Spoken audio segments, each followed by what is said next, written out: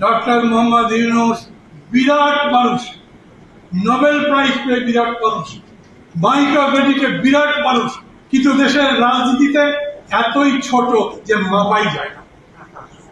আমি খারাপ বললাম?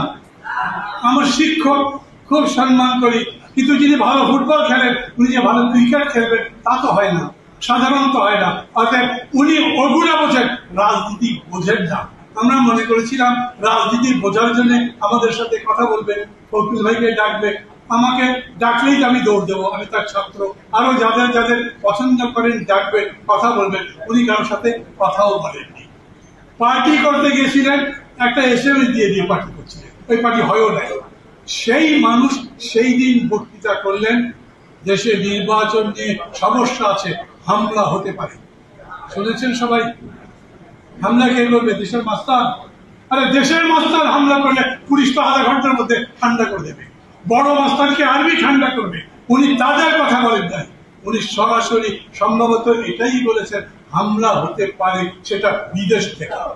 মনে করেছিলাম সারা পৃথিবীতে এত বড় খ্যাত একজন মানুষ যারা ডক্টর মোহাম্মদ ইউনূস, উনি নিশ্চয়ই ভালো কিছু করতে পারবেন।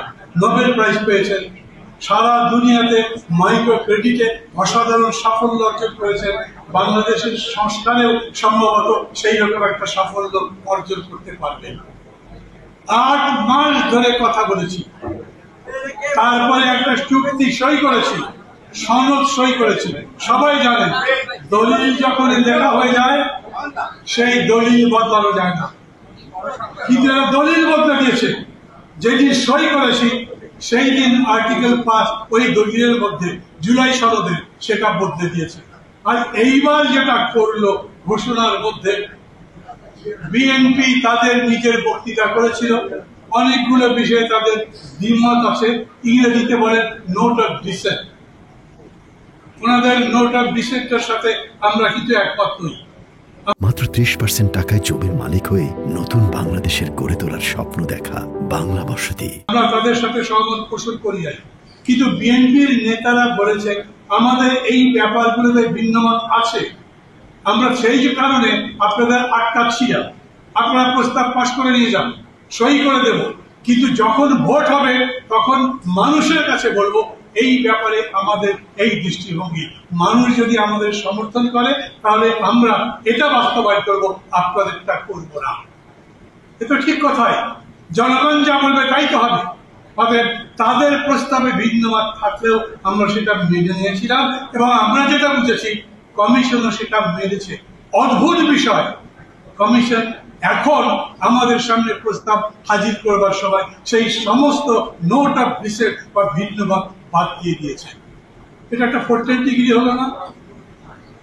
এই প্রথম ডক্টর ইউনূস এবং তার সরকার শুনলেন যে তারা জাতির সঙ্গে এবং বিএনপির সঙ্গে বিশেষ করে প্রতারণা করেছে।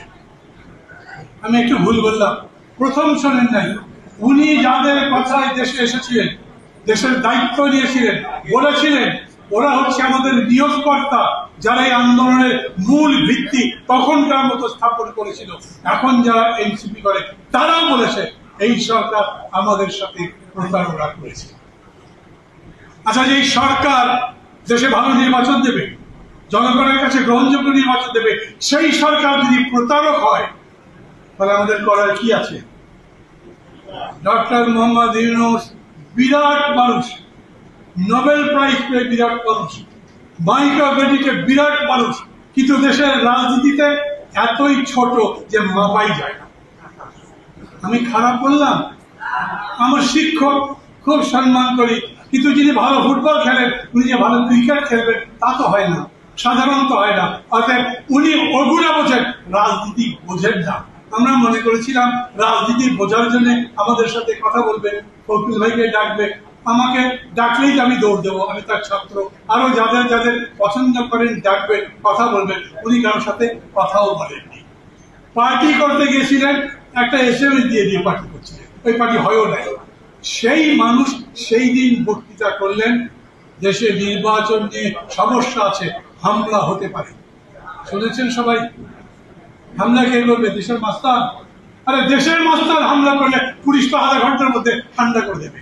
বড় মাস্টারকে আরবি ঠান্ডা করবে, উনি তাদের কথা বলেন নাই। উনি সরাসরি সম্ভবত এটাই বলেছেন হামলা হতে পারে, সেটা বিদেশ থেকে। বিদেশে তো আছে, কে আছে জানেন না, কারা আছে জানেন না। ওইটা জানবার পরেও এইভাবে রাজনৈতিক দলগুলোর মধ্যে বিভেদ তৈরি করবার কাজ করলেন কেন?